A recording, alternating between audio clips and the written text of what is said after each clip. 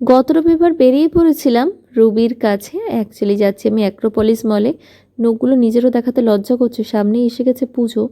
তাই একদম স্ট্রেট কোনো কথা না বলেই চলে এলাম আজকে অ্যাক্রোপলিস মলে। চুলটা একটু ঠিক করে নিয়েছি ভেতরে ঢোকার সময়।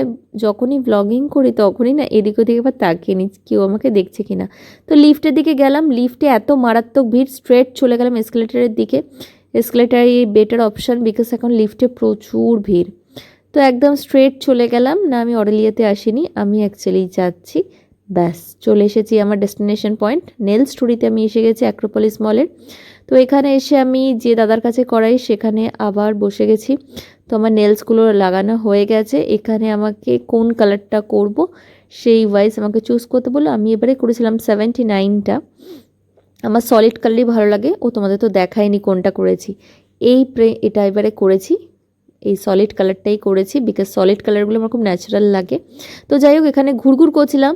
ঘুরঘুর করতে করতে হঠাৎ করে একটা জিন্স পছন্দ হয়ে গেল, বুটকাট জিন্স। এই জিন্সটা আমার দরকারই ছিল, তো ভাবলাম এটা নিয়েই নিই। তো এটা নিয়ে সোজা বিলিং কাউন্টারে চলে গেলাম। বিলিং কাউন্টারে এইটা যে আমাকে কে দিয়েছে সেটা আমি তোমাদের পরের ব্লগে জানাচ্ছি। Bye bye.